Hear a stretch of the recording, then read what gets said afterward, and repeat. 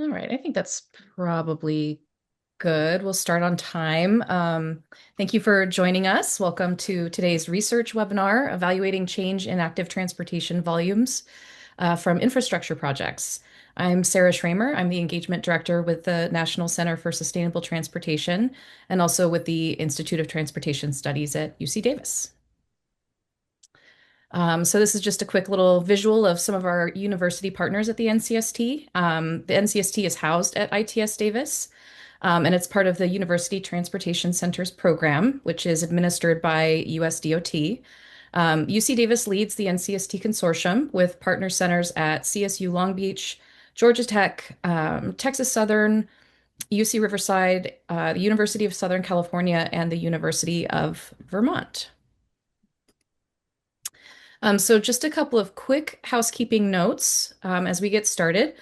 We are recording the webinar and we'll make the recording available on our website along with the presentation slides in the coming days. During the presentation, we have Ale with us who's going to be sharing links to the project page so you can access those resources later on. During the presentation, please use the Q&A feature to ask questions. We'll save time at the end of the presentation to get to as many of those questions as we can. And the chat feature separately is where we'll ask you to put any like technical questions or like technical issues that you're having and see if we can address those separately. So lastly, you'll see a quick survey at the end of the webinar. Please do take a moment today or in the next couple of days to fill that out and share your thoughts with us on today's presentation. So with that, it's my pleasure to introduce our speakers today. We have Dillon Fitch-Polse, who is the co-director of BicyclingPlus. This is a research center at ITS Davis, and his work focuses on travel behavior and transportation planning. He also teaches in the Transportation Technology and Policy Graduate Group and in the Department of Environmental Science and Policy at UC Davis. So his research explores how road environments influence bicycling attitudes and behavior, the role of bike share and other micromobility services in shaping travel patterns, and the development of planning tools for bicycles and emerging small vehicles. And then we also have Caitlyn Linehan. She's a PhD student in the Department of Geography at UC Santa Barbara and a partner on this project. Her research generally focuses on applying spatial science methods to study walkability, urban green space access, and equity and access to those resources. So with that, I think I will go ahead and stop sharing my screen and I will kick it over to Dillon. Great. Thank you, Sarah. Let's get. All right. Thank you, everyone, for being here. Today, I'm going to talk about a project that has been a collaboration between UC Davis and UC Santa Barbara. I'm going to present on behalf of the project team here, and Caitlyn's here to help answer questions at the end as well.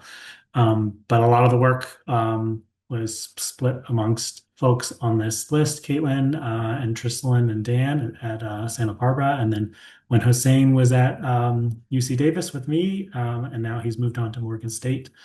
But anyways, this is a couple year long effort. And here we go. Let's go for a ride.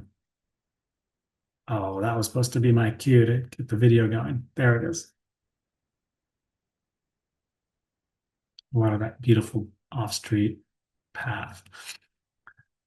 So cities in around California and the US are investing in walking and bicycling, but it's really hard for them to know how well it's working. And this is a challenge that has been with lots of transportation infrastructure projects for a long time, but it's particularly challenging for active transportation.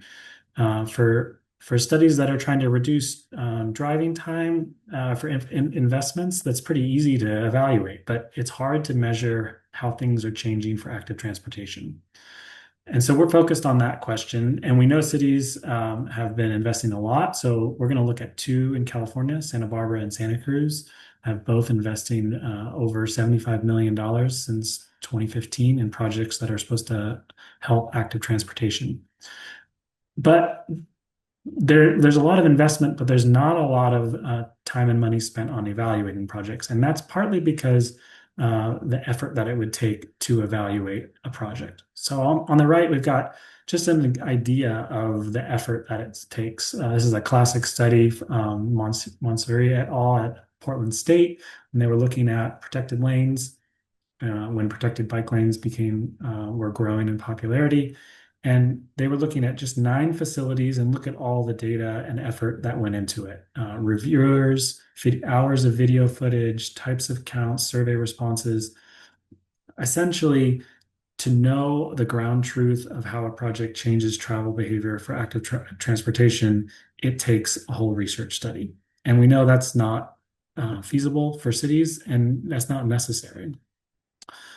But cities do need ways to estimate benefits. And so we think the path forward is through practical tools that simplify the evaluation process, that make it a simple process, but not a research study. And the reason why we think they need that is to be accountable to funders.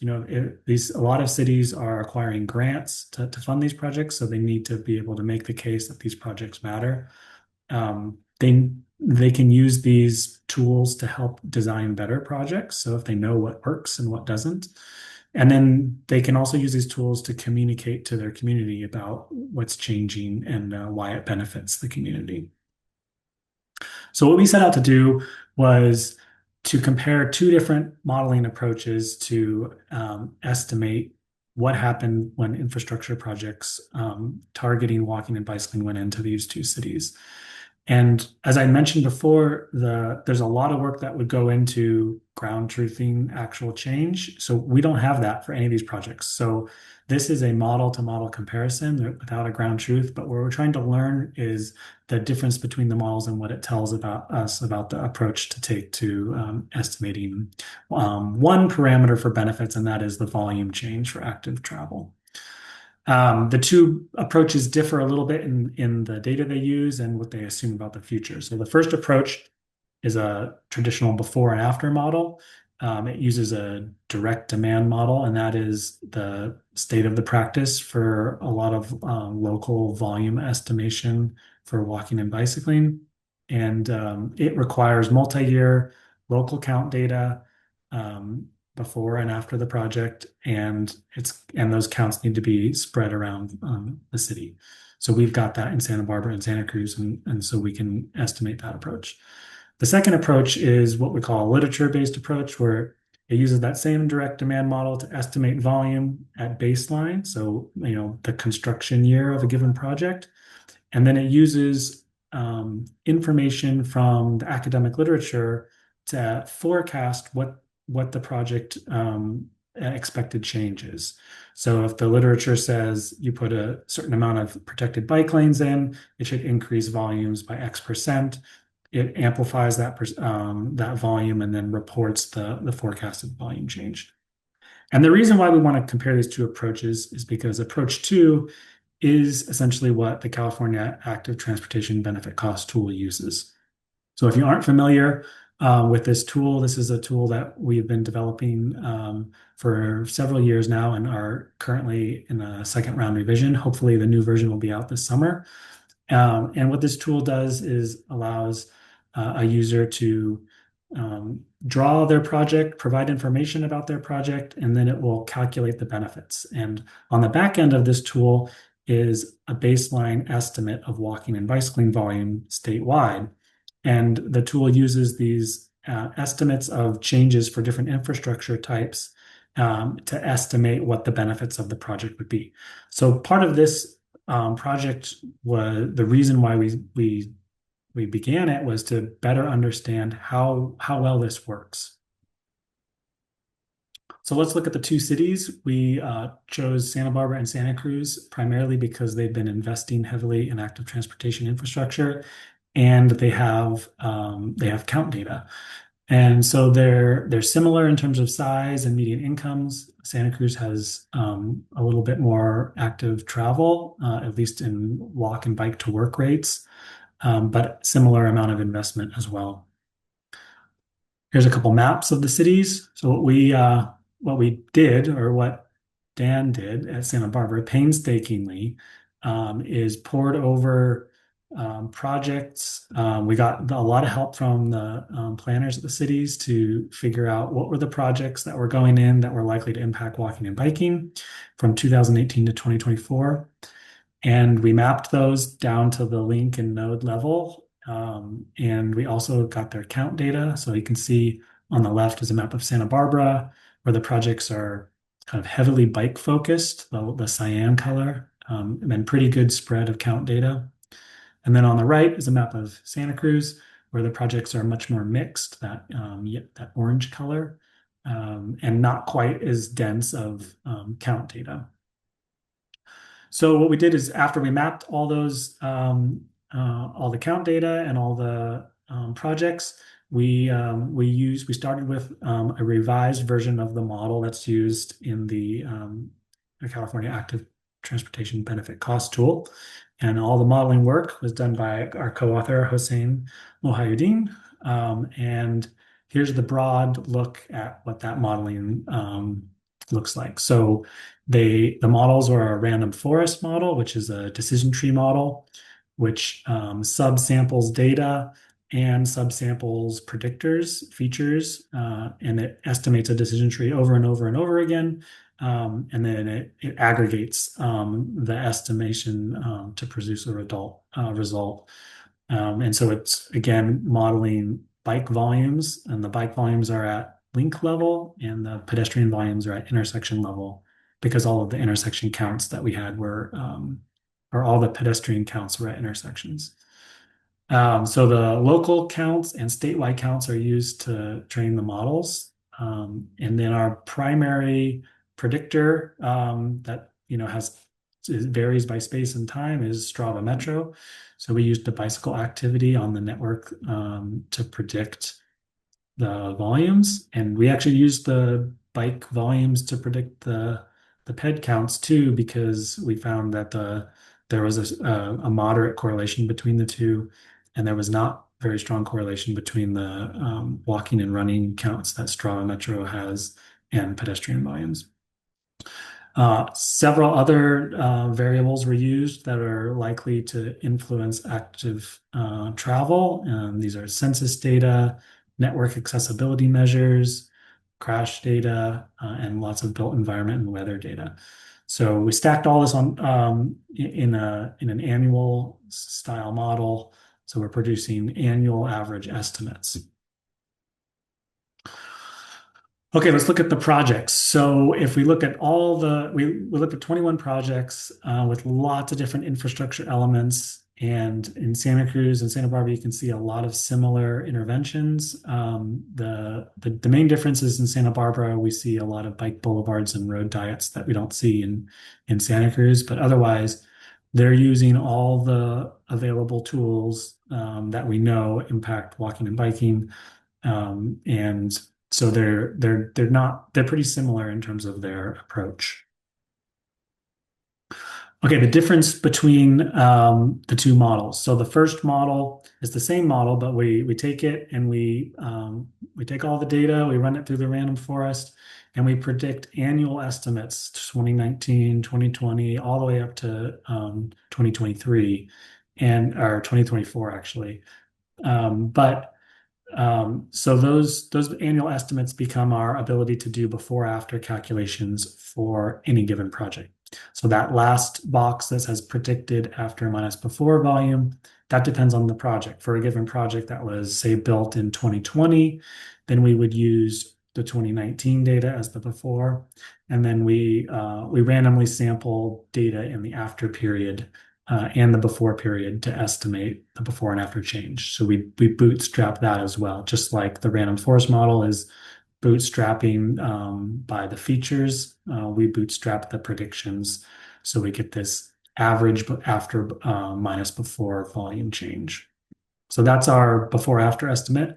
And then the approach two is we take that same model, but we only predict the baseline year. And then we multiply that by the published elasticities or the expected effect sizes of the different infrastructure elements. We weigh them by how much of the project has each element. and sum them up, and that becomes our forecasted volume change for approach two. And as I mentioned, that's the approach that the BC tool uses. When we look at the statewide out of sample error of the model, it's not very good. And that's actually pretty common for these types of models.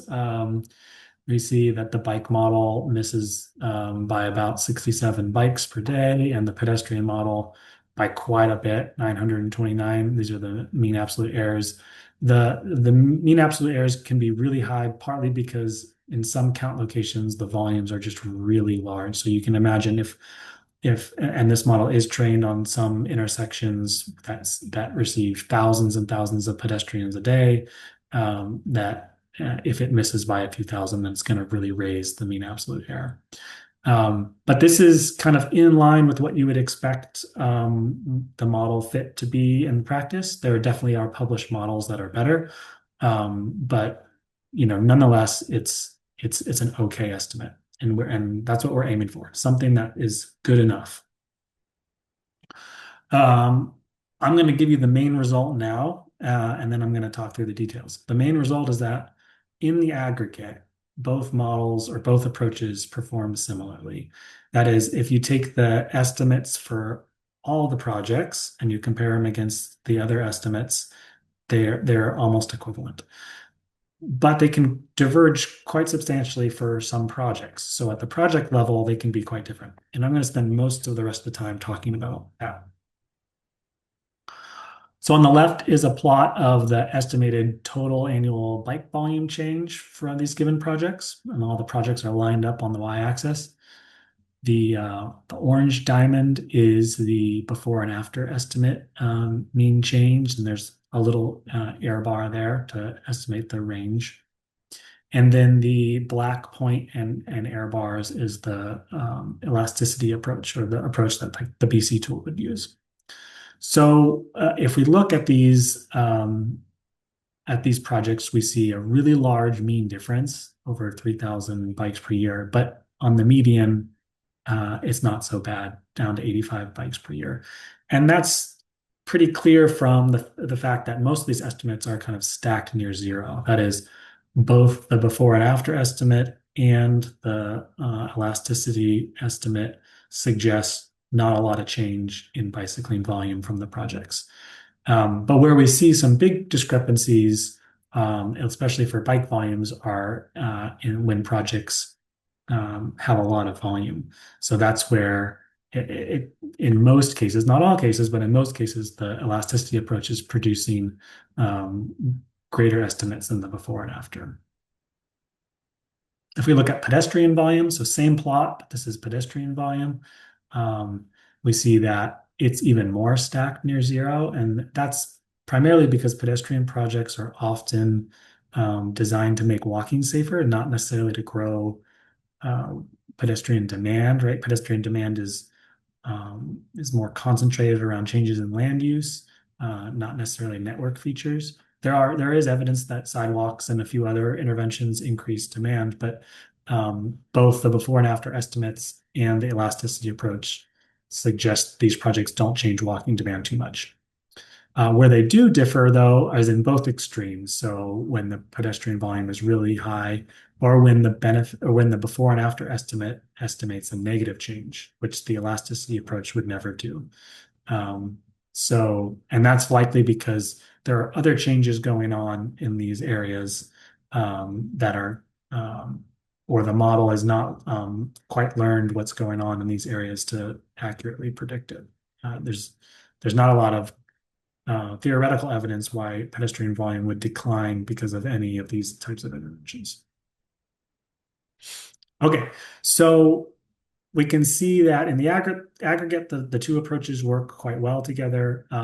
They give us similar results. At the project level, there can be some pretty big disagreements. So we went to the locals and said, what can you tell us about these projects and about your experience with how they've changed walking and bicycling? So we're going to look at a few of the projects that have the biggest disagreement. And there may be some of you on here that know these projects better than I do. So if you know of some other ideas of why we have disagreements, I would love to hear it. But we're going to look at Cayuga Street project in Santa Cruz, which has got conventional and buffered bike lanes, Las Positas Road multi-use path, and buffered bike lanes going on in Santa Barbara. And then a couple others in Santa Cruz, the Laguna Street buffered bike lane, which is primarily repaving, but also buffered. And then the 2019-2020 overlay program with repaving, a lot of things going on there, some sidewalks, buffered bike lanes. And then we're not going to look specifically at this West Cliff Drive project, but we're going to look at West Cliff Drive itself because we've noticed some interesting things going on there. So first, the Las Positas Road multi-use path. Um, both approaches suggest that this increased bike volumes. So that's consistent. Where they really differ is how much. And the elasticity approach projected much greater increase than the before and after estimate. So when we talked to a local planner, the big takeaway that we got was that the path was designed for users of all ages and abilities, but more confident bicyclists are still using the on-street bike lanes. And you can see from these images that those are, fairly nice buffered bike lanes. Actually, in the image on the right, you can see the only bicyclist in the image is riding in the bike lane. No, that's not true. There's people walking and biking on the path as well. But that the volumes get split. And one of the challenges with all of these approaches, especially direct demand models, is we treat all these links as completely independent. And that's just not true in the real world. And so what's probably going on in this case is when we have parallel facilities. Oh, I should switch to my next slide. You can watch a video of the path. But when we have parallel facilities, probably what's going on is a lot of the volume is shifting from one to the other, and that's not necessarily new riders. So the before and after volume is picking up this not new rider effect, whereas the elasticity approach, which is built from new off-street paths, which have attracted new riders, it's expecting the path to attract new riders. But we don't know which answer is right, just that they're different. Okay, moving to the Cayuga Street Class 2 bike lane project. This is where the literature estimate, the elasticity estimate shows that there should be a big increase in bicycling, and the before and after said not much at all. And when we talked to a local planner, what we heard was that the lane was built in response to a fatality and that latent demand on the corridor was low. And this is a really important caveat to the types of tools that I'm talking about building and cities using. And that is that local context like that is never likely going to make it into a generalizable tool. And that's because if we use the evidence from the academic literature, they're studying kind of the best case infrastructure or the infrastructure that is planned with with the local network in mind. But if in a local context, a planner knows this project was really for safety and not a big network connector, and it's not going to change demand a lot, then using the elasticity from the literature is going to overestimate. And that's kind of what we, once we talked to another practitioner, when we looked at the raw numbers, the before and after numbers seemed more representative of what really went on after this project. Another one in Santa Cruz, a Laguna Street buffered bike lane. This is this connection project between Bay Street and Delaware. And it's an upgrade project. And so what we heard from a practitioner was that there's probably minimal change on the corridor from the project. And again, it was a, if you're riding your bike there already, this is making it safer, not necessarily going to encourage a lot more biking. It's not it just didn't have a lot of latent demand. But the literature suggests that if you add a buffered bike lane, that you're going to boost demand quite a bit. Actually, I looked up the average is 174%. So I think what part of the story is with this project was why the difference occurs is because it was kind of an upgrade project. So the approach that we have right now doesn't do a good job of understanding what the baseline conditions are before estimating the effect, and that's room for improvement for the benefit cost tool. Right now, it just uses the average estimate from the literature, and in this case, it could have been that um, the safety benefits are there for the upgrade, but the upgrade's not going to produce such a large volume increase. And that's what the practitioner suggested is that the before and after estimate was more in line um, with the reality than the benefit cost estimate. Okay, let's look at another Santa Cruz project because this is a different story and I think a very fascinating one. This was a large project. You can't even see some of the other features on the project that are more in downtown, but it's primarily covering Water Street and River Street in Santa Cruz. It's got a lot of elements going on, but some of the most substantial for bike volumes are along Water Street. And if we look at the bike volumes, we see some pretty big discrepancies where the elasticity approach produces much greater bike volume change than the direct demand model. But what's so interesting about this case is when we talked to a practitioner and we showed the difference in estimates, it was clearly the elasticity approach estimate that seemed more in line with the reality. So so that's in some ways that's great to see, right? That it's not just the elasticity approach is always overestimating what we would expect, but that it really varies. And I think this is just a hypothesis. We don't really know what's going on with this project, but I think what could be going on for the before and after estimates, it's a regression to the mean problem. So if you've got a lot of projects with before and after estimates, and a lot of them don't do a lot of make a lot of change, it's really hard for a model that's trying to find these regular changes to know when there's a standout project that's going to change volume a lot. Whereas the elasticity approach just assumes that every project is going to produce this average change that we see in the literature. And since it's a multiplier of the baseline volume, if it's got decent volume, then that multiplier is going to suggest a lot of increase in volume. But I'm sure there are other local explanations. We also see some interesting thing here where the pedestrian predictions are quite different. And so I've been asking people what changed along River Street during these 5 years? Was there, something land use changes going on that could have increased or decreased pedestrian volume? Because both estimates disagree on the pedestrian volume as well. Okay, the last case that I want to look at is it's not a study per se, but it was something that we observed when we were talking with practitioners about what the models were producing. And it was that this path, this heavily trafficked pedestrian and bike path along Westcliff Drive in Santa Cruz, had predicted pretty low volume. And I knew it as soon as I saw it. I grew up just a few blocks from here. But I was also curious to see what the practitioner thought, and we agreed. And I think there's a couple things going on, and that is that we don't have data for these types of paths. Like right now, for pedestrian volumes, we're using like what these little stars have here, these crossing volumes at intersections.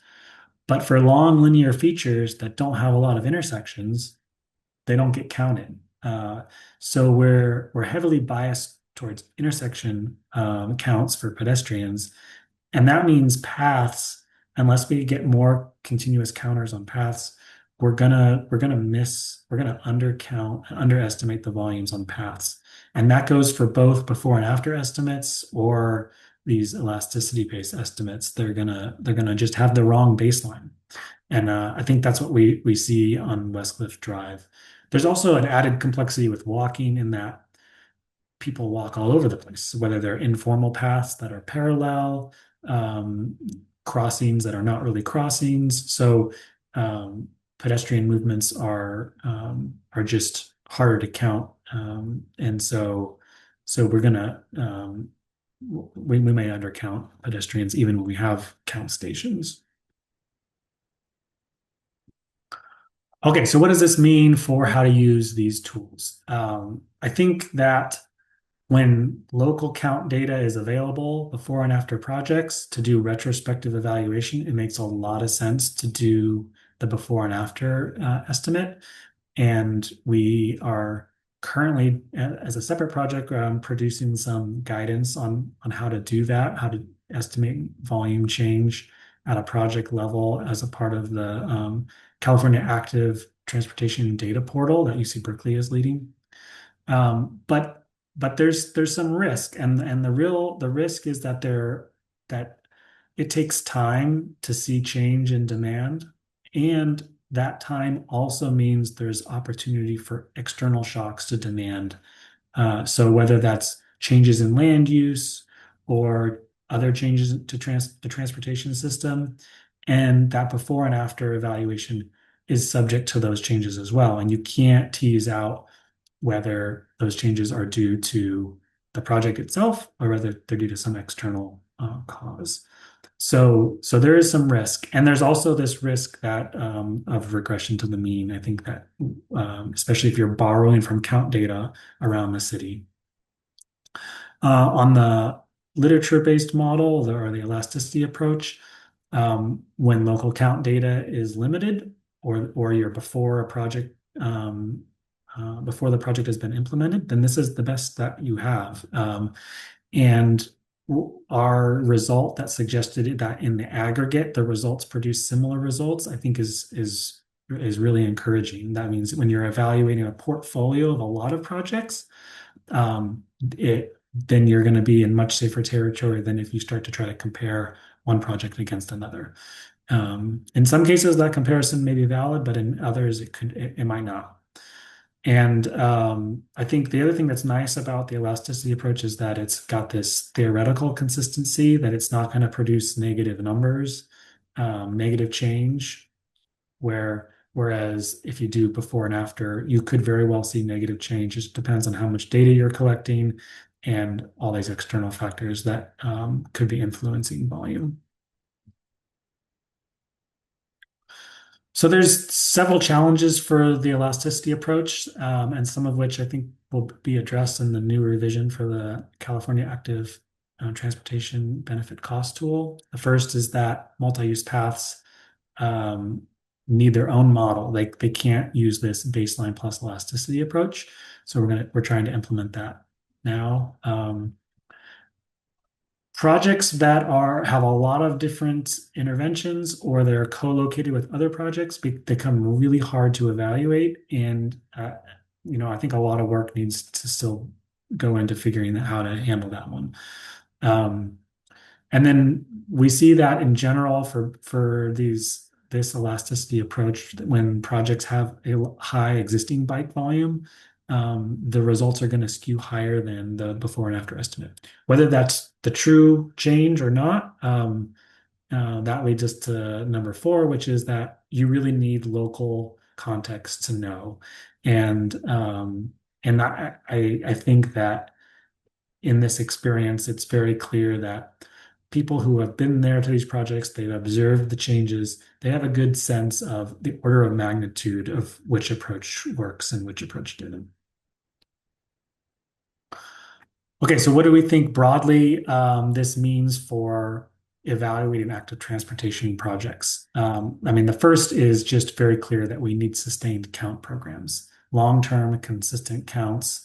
We need those counts before and after projects, but even more important than before and after projects, we just need them across cities. And I know that costs money, but I think that the investments are going to be very worth it. And just think of all the stories and all the information that we'll be able to communicate to granting agencies and also the public.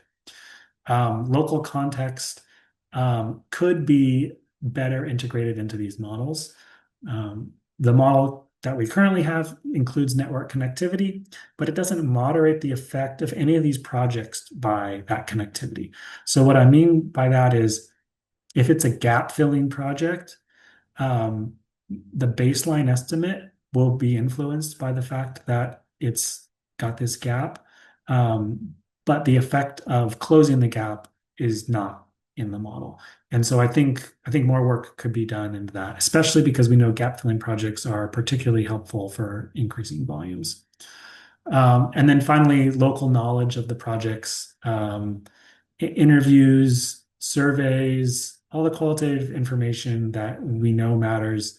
It has to be there as a part of evaluation. These tools can only tell one little part of the story, and we certainly don't want these tools to replace those stories. Okay, so some takeaways. Both of these approaches work pretty well in the aggregate. So using them for program level evaluations is fine. But project to project comparisons, be cautious. For high impact projects, especially multi-use paths, those are the hardest to evaluate. Really, we just need to install counters, see what happens. Local knowledge is necessary for local project understanding. And better evaluation starts with better data. So that's that call for sustained count programs. And if you haven't yet already explored the California Active Transportation Benefit Cost Tool, you can find it at activetravelbenefits.ucdavis.edu. All right, thank you very much, and look forward to answering some questions. Awesome. All right. Thank you, Dylan. Let me see here. So we've got some questions both in the Q&A and the chat. Maybe I think the ones in the chat came in first, so maybe I'll just pop over to those real quick.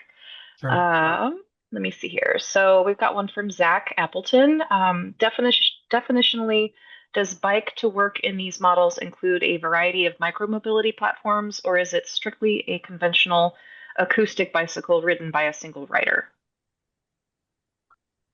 Um, Probably the statistic that you're referring to is like one of the opening slides, and that's just the American Community Bike to Work data. Right? Is that right, Caitlin? Yeah, that's just like a 12 categorical. I think it's 12 fixed responses. So it can be like car, bus, but they don't really distinguish between like bike or e-bike. It's just bicycle.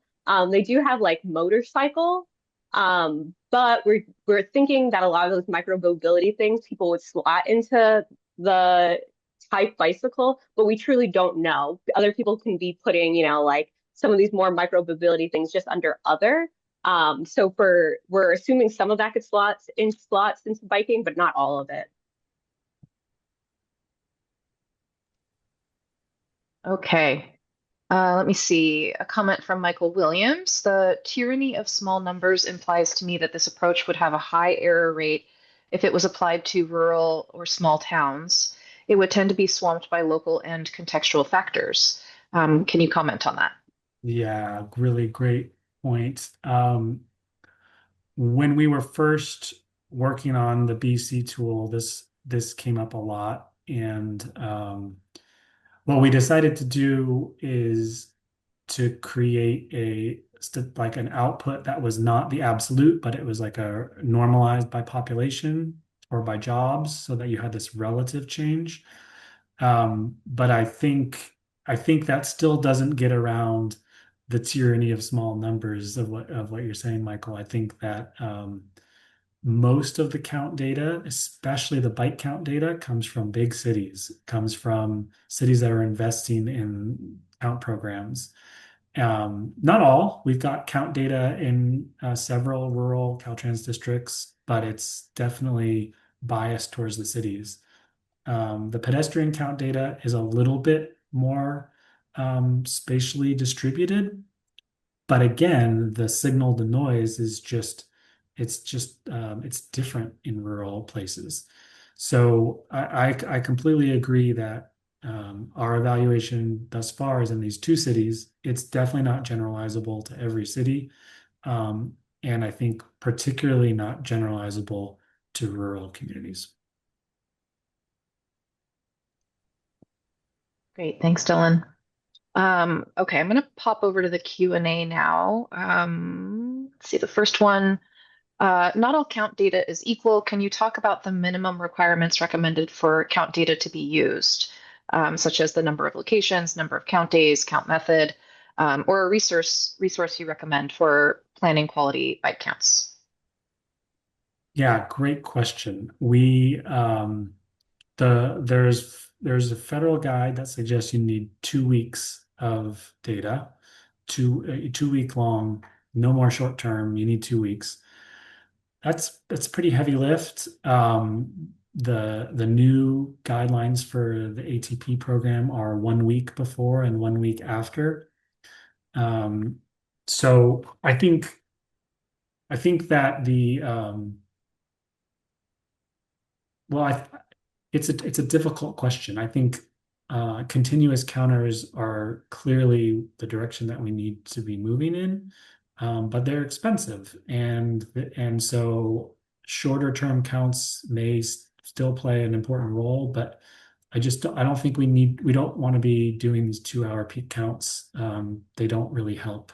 They don't help the models, and they don't really help evaluate. And from the stories that I've heard, that cities that have done those, you can get really weird answers, like negative change when it's just obviously not the case, or at least it's not the case because of the project. So there are some guides out there, the ATP guide, which is 1 week before and after counts, and then the national guidance, which is from one of the NCHRP reports. But there are other count guides out there. I wish I could recall the names. But I think that the best approach is a distributed network of continuous counters, and then many week long or 2 week long counts, to get better spatial coverage. Great. Let's see. Does the tool estimate a no-build scenario accounting for reduction to biking or walking um, due to degrading infrastructure? No, it does not. It's a good point. We're just comparing the or it's not even existing conditions. It's like an existing null. Like if no bike or ped infrastructure was there, that's what the existing conditions model is. So no, it's a good idea, and something that I think could be a future revision to the benefit cost tool. Right. And from Mark Husing, on the Las Positas multi-use path, more confident riders, how much of their choice is informed by the intersection design that seems to not prioritize uninterrupted fast connection? The multi-use path ends at a crossing with big button and assume long cycle times to cross. So that's I the can first take part. that one. Yeah, Caitlin, that's all you. I'll All take right. the Las Positas one. Yeah. So that's a great question, and I think insight from practitioners really helped guide our analysis, especially for the Las Positas project.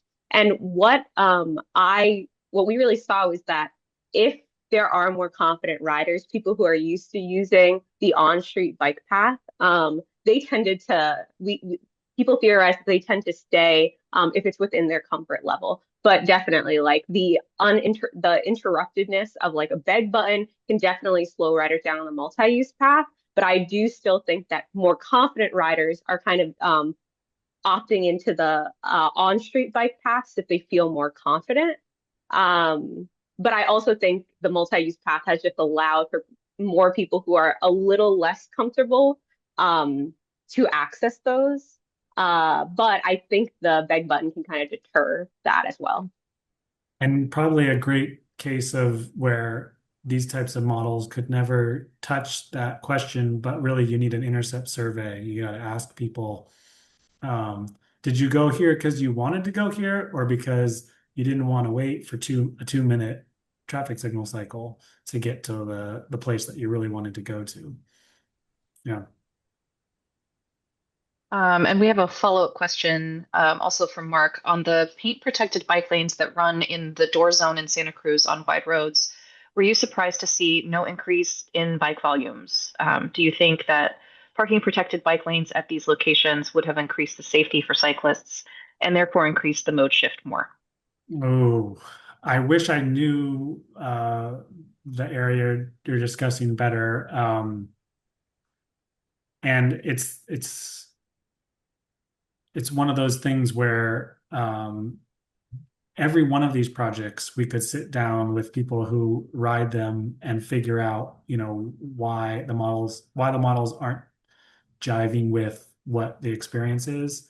Um, in terms of parking protected bike lanes and door zones, like we know door zone protection matters a lot for safety.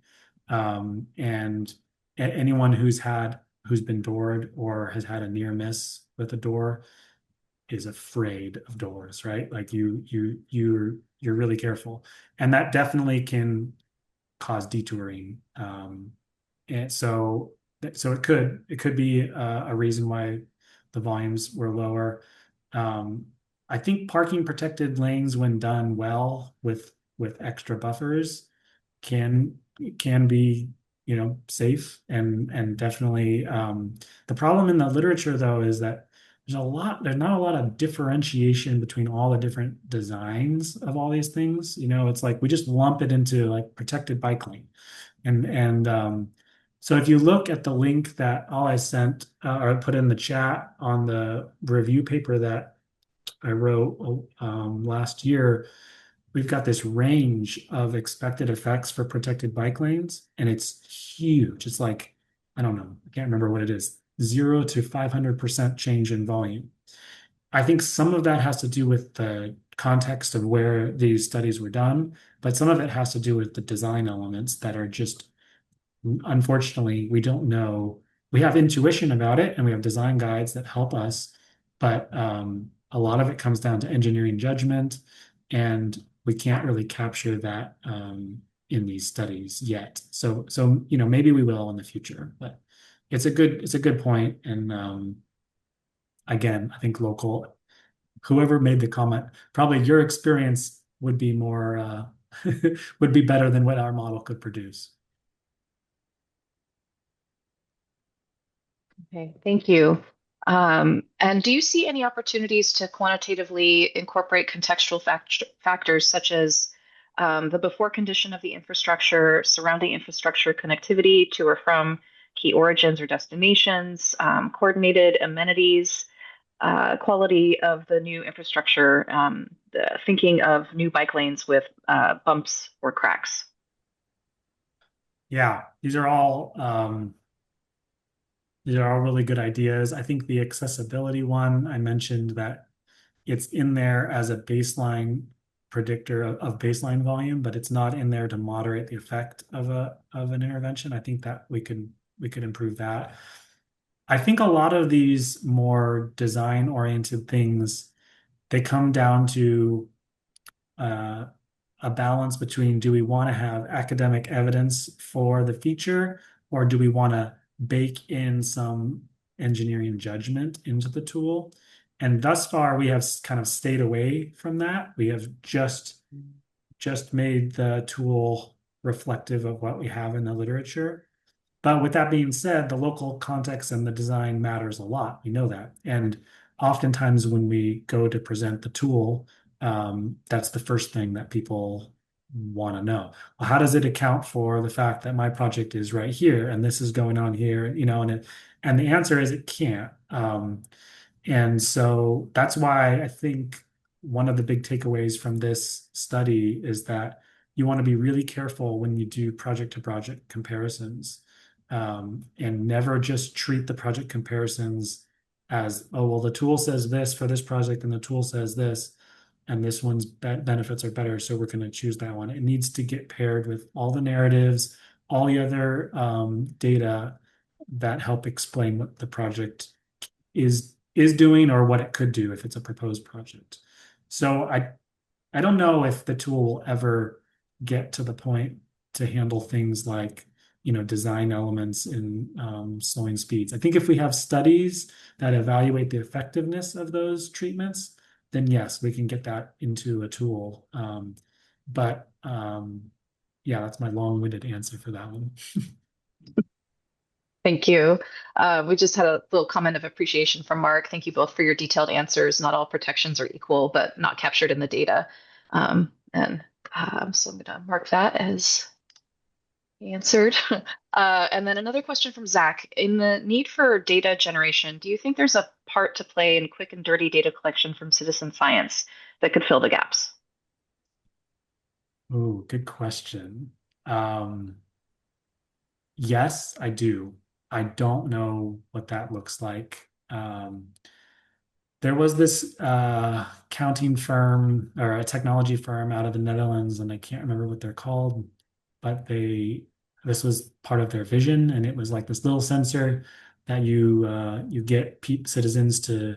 It has like a little suction cup, and you stick it on your window, and it faces the street, and it uses some computer vision to just roughly count vehicles and bikes and pedestrians crossing. And so the idea is like, yeah, the data is not going to be as accurate as like a permanent counter, a continuous counter that we would install, like a city would install. But if you got enough people to put these counters in their windows, you would have this wealth of information that has a lot of noise, but it's got a lot of signal as well. So I think maybe that could work. I do think that manual counts um, they can work if you've got a team that's willing to do it well. So I think the problem with our manual counts in the past is we've focused on these peak periods, and what we've known for about active travel is it doesn't really work well for active travel.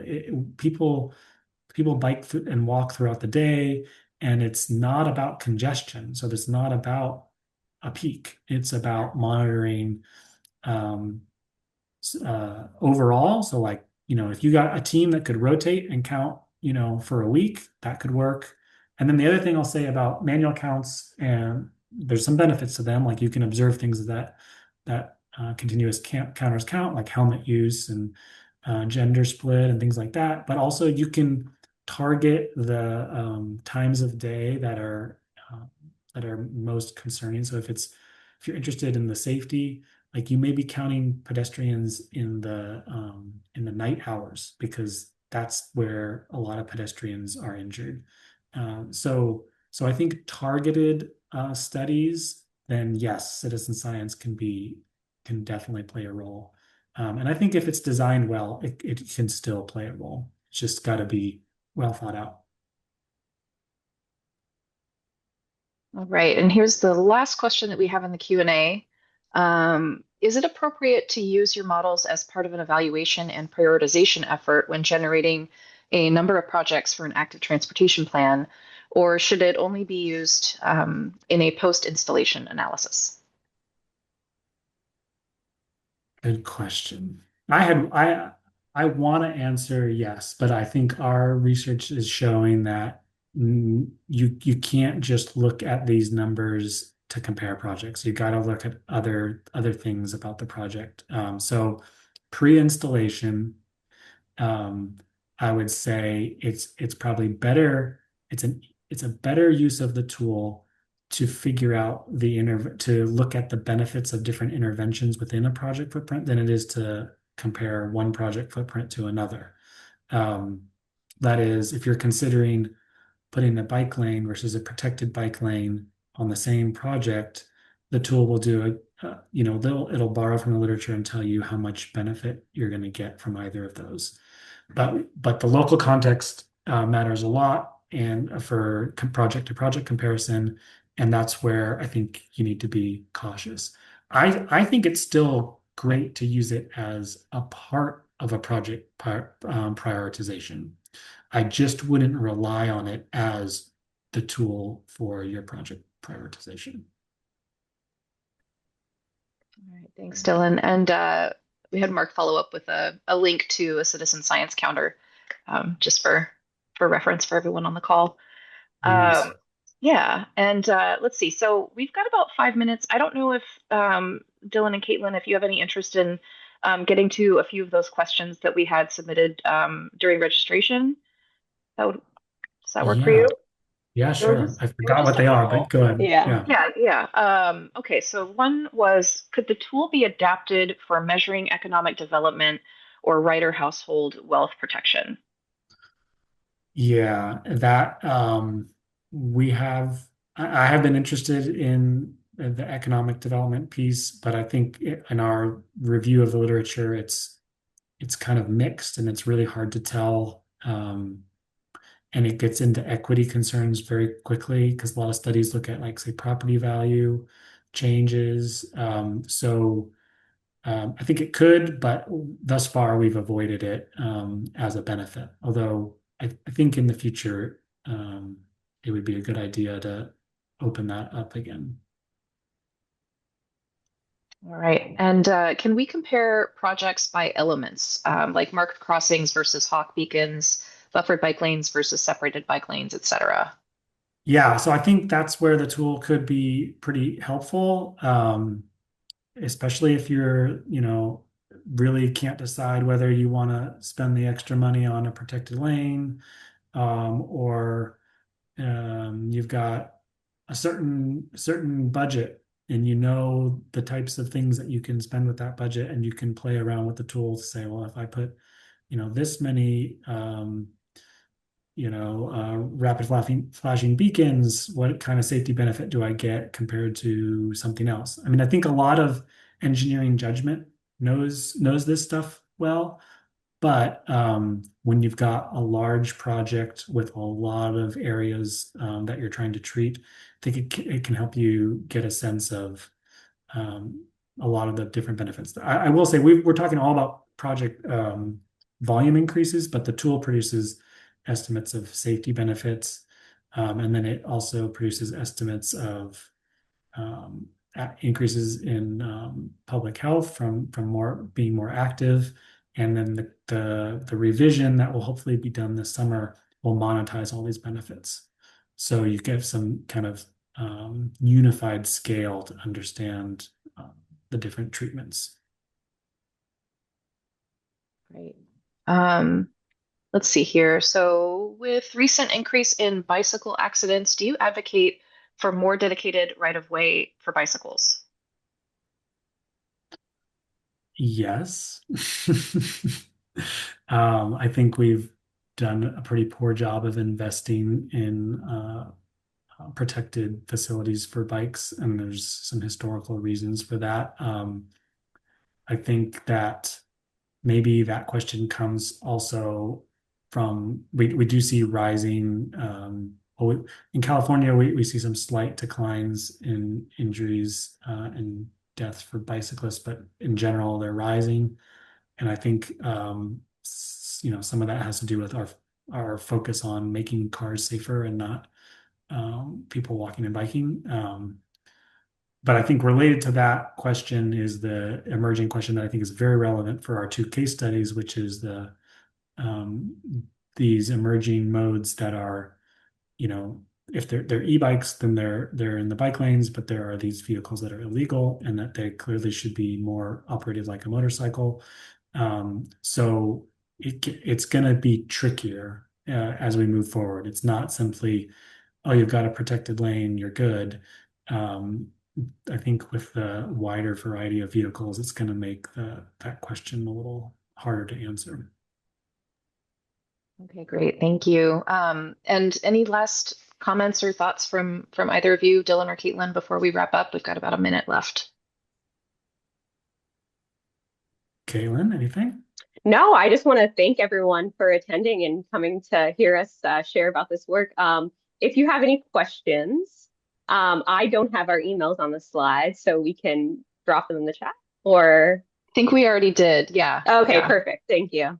absolutely. Yeah, and if it's specific to Santa Barbara, Caitlin is your person. If it's specific to Santa Cruz, you can bug me and then I'll kick you over to someone in Santa Cruz. But yeah, thanks for saying that, Caitlin. I think thank you for attending, everyone. This has been a really fun project and a really cool opportunity for the UC Davis and Santa Barbara collaboration. So. Absolutely. Yeah. Thank you both for sharing your work. This is really, really interesting stuff. And I wanted to mention, as folks are hopping off, that there is going to be a policy brief related to this project that should be coming out any day. So as soon as that's available, we'll be putting that online as well on the UC ITS website. And please remember to fill out the webinar evaluation and just let us know how we did. We use that information to help us improve all of our webinars. So appreciate your time. Thank you so much, everyone. Thank you. Yeah. Bye. Bye.